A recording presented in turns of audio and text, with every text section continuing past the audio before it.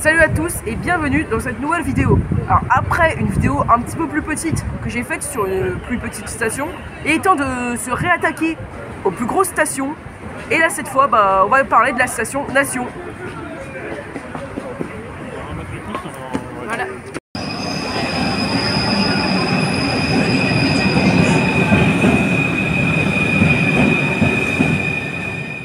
Parlons de l'histoire de la genèse de cette station. Celle-ci date de l'origine du métro parisien.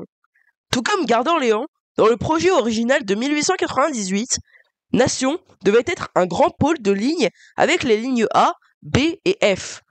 La ligne A deviendra la ligne 1, la ligne B sera finalement dédoublée en deux lignes et la ligne du sud fusionnera avec la ligne F. Bien évidemment, on va y aller dans l'ordre. La station de la ligne 1 a été construite à partir de fin 1898.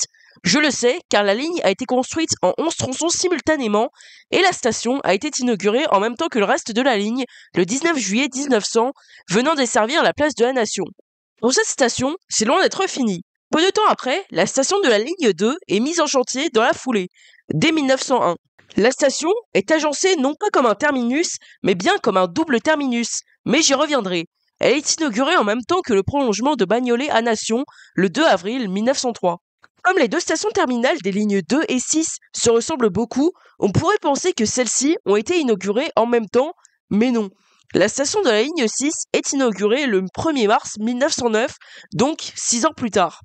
À la base, pourtant, il était prévu de prolonger la ligne 2 sud vers Nation via le même tronçon afin de terminer la boucle, mais celle-ci ne sera pas achevée avant des années. La ligne 2 sud disparaît au profit d'une partie de la ligne 5 et le tronçon ouvre comme un tronçon indépendant et sera baptisé ligne 6. Je détaillerai les travaux pour ce prolongement dans une autre vidéo. Dès 1910, la station Nation est donc déjà un véritable pôle multimodal, mais vous connaissez la musique, c'est toujours pas fini. La ligne 9 atteint la station Nation le 10 décembre 1933 lors de son prolongement jusqu'à Porte de Montreuil en tant que station traversante. Cette station revient clairement aux sources car elle a davantage été construite comme la station de la ligne 1 que les stations des lignes 2 et 6. La station ne bougera pas vraiment pendant 30 ans, mais le 14 décembre 1969, la station va changer définitivement de physionomie en devenant en complément une gare RER avec l'arrivée du RER-A, vestige de l'ancienne ligne de Vincennes. Pour permettre ce prolongement, de nouveaux couloirs de correspondance sont créés afin de bien interconnecter la gare RER aux lignes de métro classiques. Comment reconnaître ? Si vous voyez ces carreaux, vous êtes dans un couloir de correspondance daté de 1969. Et voilà comment on en est arrivé à la station Nation telle qu'on la connaît aujourd'hui. 4 lignes de métro, une ligne de RER, plusieurs kilomètres de couloirs, de nombreuses lignes de bus, double terminus, fut un temps même triple terminus en étant celui de la ligne A du RER jusqu'en 1977 et son interconnexion avec la ligne Ouest. Oui, je sais, j'ai parlé longtemps et il est temps de vous montrer ça.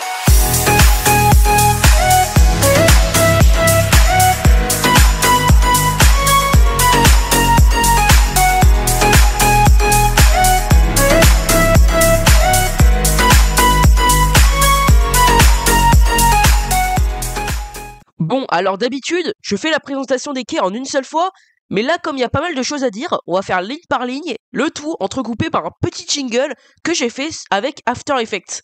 Alexandre, tu n'utilises pas After Effects, mais tu utilises Filmora 13, hein. Oui, bon, ça faut le dire à personne.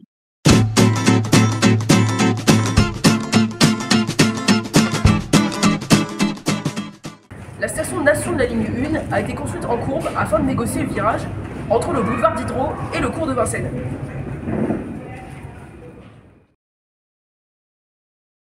Maintenant que ceci est dit, parlons du style. Comme la station de la ligne 1 est une des premières du métro parisien, son style était plutôt minimaliste. Cela va changer dans les années 60, quand la station est allongée afin d'accueillir des trains à 7 voitures au lieu de 6 voitures. Et puis, 20 ans passent, la station est redécorée dans le style Ouidir en 1986. Ce style est vraiment atypique et très joli, je trouve. Malheureusement, il n'a pas été équipé dans beaucoup de stations et en plus, ce style commence à se démoder. Pour finir, en 2010, afin de permettre l'automatisation de la station, les portes palières ont été ajoutées et les quais ont été rehaussés.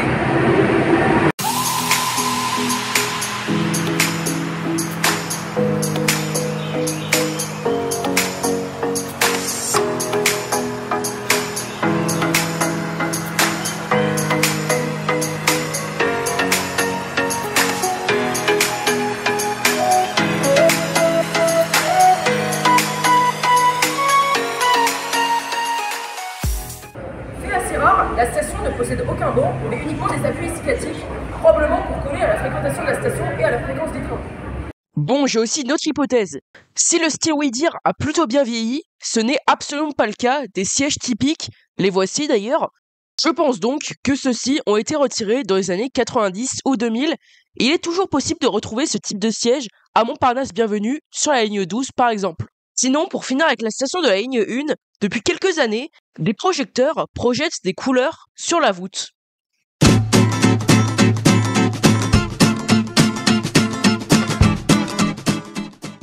La station de la ligne 2 n'a rien à voir avec celle de la ligne 1. Il s'agit d'un terminus en quai central situé sur le retour de la boucle de retournement des trains. Mais bon, ce ne fut pas toujours le cas. À l'époque, la station était équipée d'une voie, un quai central très étroit, une double voie et un quai à droite. Cette disposition particulière était là afin de prévoir la ligne 6 dans la même station. Sauf que bon, en 1909, la ligne 6 arrive avec sa propre station, cette disposition ne sert donc plus à rien. En 1923, l'un des deux quais est alors recouvert, le quai central est élargi et les quais de droite sont alors abandonnés, ce qui était dommage car il permettait de rejoindre les quais de la ligne 1 directement. On peut tout de même toujours accéder à une partie des quais morts qui ont été convertis en couloirs de correspondance. Une partie du bâtiment du personnel a également été étendue sur le quai mort. Dans les années 60, la station est équipée de carreaux biseautés aux couleurs du style mouton.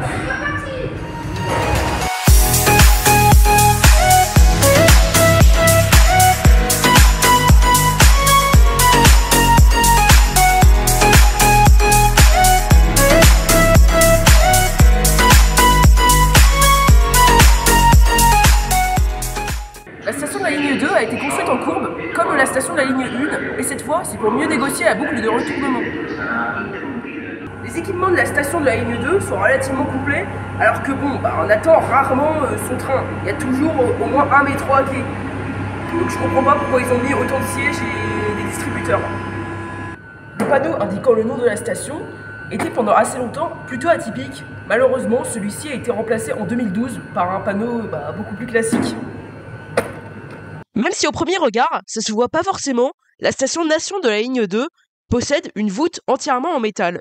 Dernière petite info en vrac, pendant assez longtemps, la station Nation possédait un des derniers portillons automatiques, sauf que celui-ci a été retiré en 2012.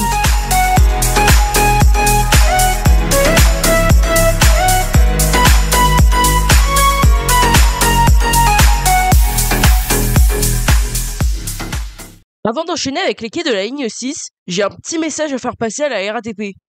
Alors ici, alors qu'ils peuvent clairement mettre de la pub, ils préfèrent mettre 15 fois la pub sac perdu ou trouvé, prévenir un agent en gare. Voilà, peut-être qu'ils y tiennent dur comme fer au lieu de se faire de l'argent.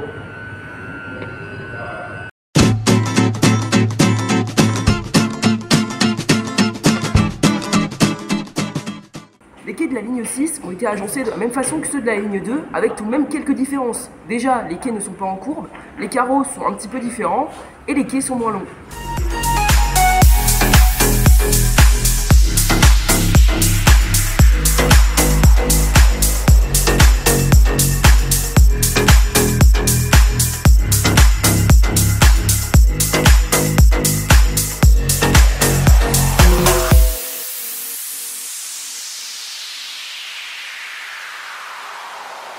Alors ici, il n'y a qu'un seul banc à côté d'une fontaine.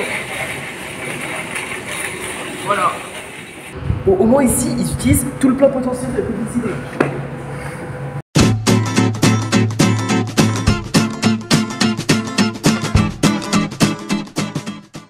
Aussi étonnant que ça puisse paraître, les quais de la ligne 9 ont été agencés davantage comme les quais de la ligne 1 que comme les quais des lignes 2 et 6, avec des quais courbés, très longs et un style assez minimaliste.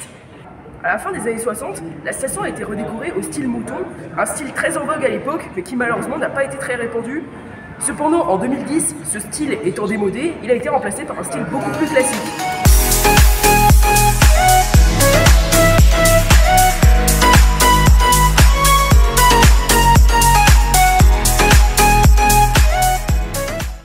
Les quais de la ligne 9 possèdent cependant quelques éléments intéressants, notamment ce mur qui a été décoré afin de raconter l'histoire de la place de la Nation. Autre élément notable que cette station possédait, elle possédait deux blasons, celui de la Martinique et celui de la Guadeloupe, Sauf que malheureusement, ces blasons ont été retirés il y a quelques mois. Parlons des couloirs de correspondance qui sont, disons-le, vraiment étendus.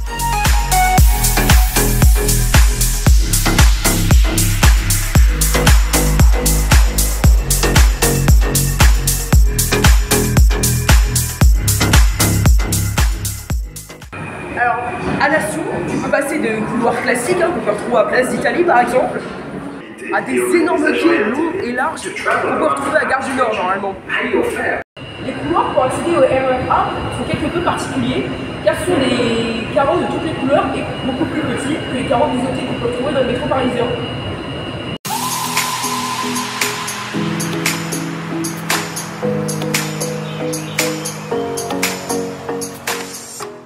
Les couloirs de ce gigantesque pôle possèdent quelques trucs assez intéressants, notamment les reliques d'un ancien guichet, aujourd'hui déplacé. Sinon, au niveau des services, la station Nation possède quelques commerces, il est possible de se connecter au Wi-Fi et il y a également des toilettes. Bon j'ai fini de visiter l'intérieur et il est temps de prendre un petit peu l'air. Il me semble que j'ai oublié quelque chose.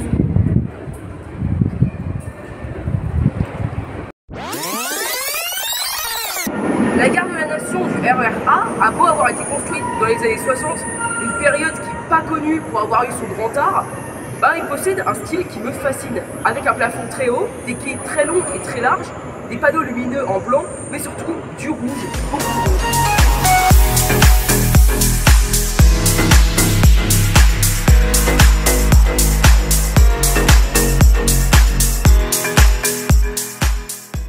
Pendant assez longtemps, l'indicateur des horaires des trains ainsi que celui des gares desservies était directement fondu dans le décor sur ces espèces de poutres. Malheureusement, ceux-ci ont été remplacés par des indicateurs plus récents entre 2017 et 2022. Pendant assez longtemps, la gare possédait des bancs directement fondus dans le décor derrière ces espèces de trucs. Alors, dans mes vidéos, je fais souvent la blague des bancs anti-SDF, et là, on ne peut même plus appeler ça des bancs anti-SDF. Ils ont littéralement inventé des bancs respectueux des gestes barrières 50 ans avant le Covid. Malgré tous ces changements, j'adore le style de la gare de la Nation.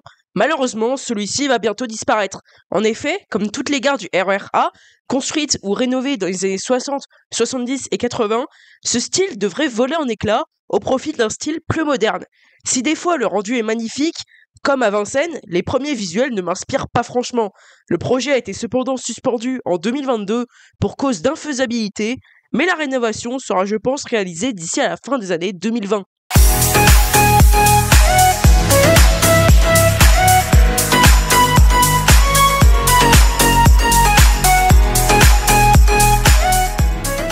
Au moment du tournage, afin de fêter le festival des jeunes photographes, des petites photographies ornaient les murs de la station.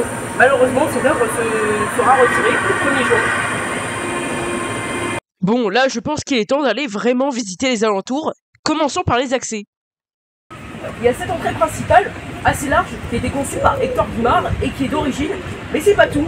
Il y a également cette bouche d'aération qui a été décorée dans le même style.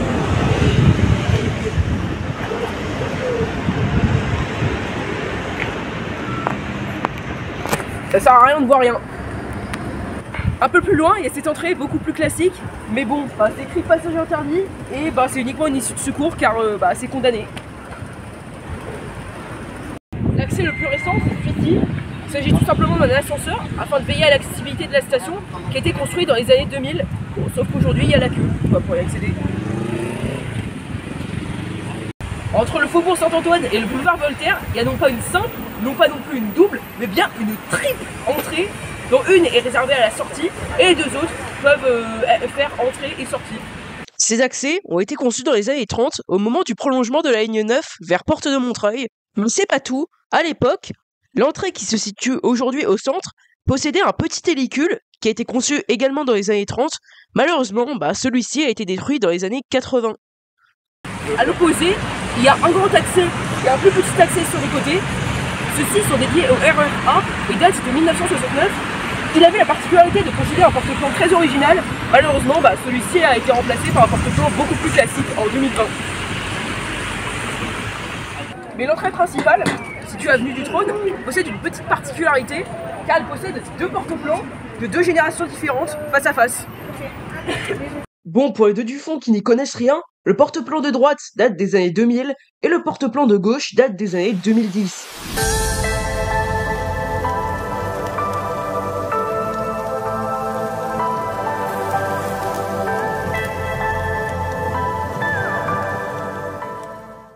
Parlons des bus, accrochez-vous, car il y en a beaucoup. Alors déjà, il y a la République Nation Trône, qui est le point de départ de deux bus, les bus 26 et 351. En vrai, c'est pas tout. Nation Trône est également un point de passage de 3 lignes de bus, le 56, le 86 et le 215. Cependant, les anciens se souviennent probablement qu'à l'époque, la station ne s'appelait pas Nation Trône, mais bien Nation Place des Antilles, en référence à cette place. Mais bon, la station s'est renommée Nation Trône en 2017. Ce nouveau nom est plus logique. En effet, l'arrêt de bus est situé plus proche de la place du Trône que de la place des Antilles. Autre Nation Trône, la place de la Nation possède une multitude d'arrêts de bus sur les sorties du rond-point. En premier lieu, il y a Nation Taillebourg, desservie par la ligne 57, arrêt qui est plutôt récent car il existe depuis 2017 seulement. Il y a l'arrêt Nation Voltaire, qui part, comme son nom l'indique, sur le boulevard Voltaire, qui est desservi par la ligne de bus 56 et qui date aussi de 2017. Il y a l'arrêt Nation Saint-Antoine, sur le faubourg Saint-Antoine, qui est desservi par la ligne 86, il date de 2017. En effet, ça fait beaucoup d'arrêts qui ont été inaugurés en 2017. En réalité, c'est parce que c'est à ce moment-là que plusieurs sorties ont été piétonnisées. Or, avant, ces arrêts étaient situés dans ces rues. Les arrêts s'appelaient à l'époque juste Nation. En 2017, la signalétique a été changée. Il y a néanmoins un arrêt qui s'appelle d'Hydronation, qui n'a pas été inauguré en 2017, une fois n'est pas coutume. Après avoir fait un long développement sur les bus, il est temps de vous parler des alentours. Commençons par la place de la Nation. La place de la Nation s'appelait à l'époque la place du Trône. Elle a été construite en 1660, alors qu'à l'époque, ce quartier-là ne se situait même pas à Paris, mais dans la banlieue, c'était encore très champêtre. C'est l'installation d'un trône au milieu des vignes qu'il y avait à cette époque qui marquera le début de cette place. Ce trône a été mis en place afin de fêter le retour du roi Louis XIV suite à son mariage à Saint-Jean-de-Luz avec Marie-Thérèse d'Autriche. Comme le montrent les photos, au début du XVIIIe siècle, la place de la Nation était au milieu de nulle part, à côté du lieu-dit de Charonne. Cependant, à la fin de ce même siècle, les alentours se développent, la place de la Nation est admise à la ville de Paris et le mur des fermiers généraux est construit en 1787. La Nation devient une porte de Paris. Voilà, aujourd'hui, il y a la porte de Vincennes. À l'époque, il y avait la porte de la Nation. Afin de remarquer cette porte, Claude Nicolas Ledoux décide de faire ériger 2 colonnes encadrant le mur des fermiers généraux afin de créer la barrière du trône. Les 2 colonnes de la Nation possèdent une petite partie intérieure, mais qui est malheureusement aujourd'hui fermée au public. Au sommet des 2 colonnes de la Nation, une statue de Philippe Auguste et une deuxième statue de Saint-Louis ont été érigées en 1845. Il y a également aux 2 extrémités un vestige du mur des fermiers généraux. Celui-ci, par exemple, se situe sur la place des Antilles et il sert aujourd'hui pour une autre fonction. Continuons notre histoire avec la fin du XVIIIe siècle, après la Révolution française. Le 10 août 1792, alors que Louis XVI est chassé de Paris, la place du Trône se renomme la place du Trône renversée. Ce dernier est exécuté le 21 janvier 1793. Après tout ça, à la place du Trône renversé, une guillotine est installée entre le 14 juin et le 27 juillet 1794. 1306 personnes y seront guillotinées. On les appelle les guillotinés de Picpus. Les 2 colonnes de la Nation perdent leur fonction initiale avec la destruction du mur des fermiers généraux en 1860. La place du Trône renversé prend enfin son nom actuel, place de la Nation, le 14 juillet 1880. La statue très célèbre, le triomphe de la République, est installée en 1889 à l'occasion du centenaire de la Révolution française. La station restera telle qu'elle pendant 150 ans jusqu'en 2019. C'est en 2015 qu'une rénovation de la place, plus que centenaire, est proposée. Le but est d'élargir la place et transformer une place qui faisait office de rond-point en un véritable parc tranquille. Dès 2017, une partie du rond-point est amputée et plusieurs routes sont bouchées. Les travaux démarrent en 2018 pour une inauguration de la nouvelle place le 7 juillet 2019. La nouvelle place de la Nation laisse plus de place à la végétation tout en conservant le monument, le triomphe de la République. Également, les équipements ont été modernisés.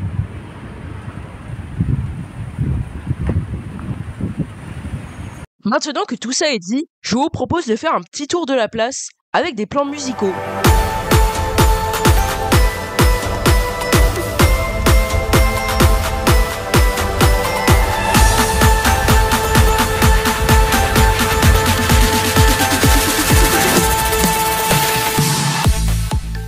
continuer cette vidéo, je vous propose de revenir au 19e siècle, à l'époque de la barrière du trône.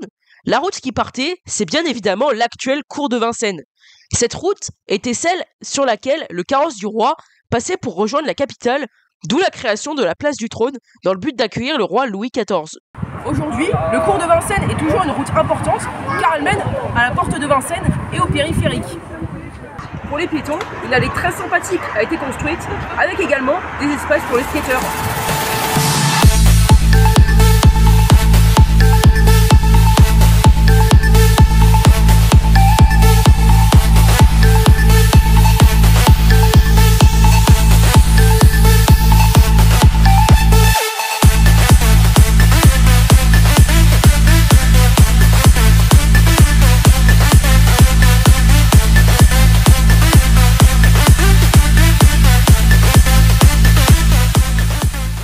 Voilà, c'est la fin de cette vidéo. Merci de l'avoir suivi jusqu'au bout. J'espère qu'elle vous a plu. Mais avant de terminer cette vidéo, les chiffres. Nation est une assez grosse station car elle a accueilli en 2021 6 50 797 personnes. Bon bah voilà, maintenant je vais rentrer chez moi avec la ligne 6. N'oubliez pas de vous abonner, n'oubliez pas de liker et n'oubliez pas de commenter. Salut!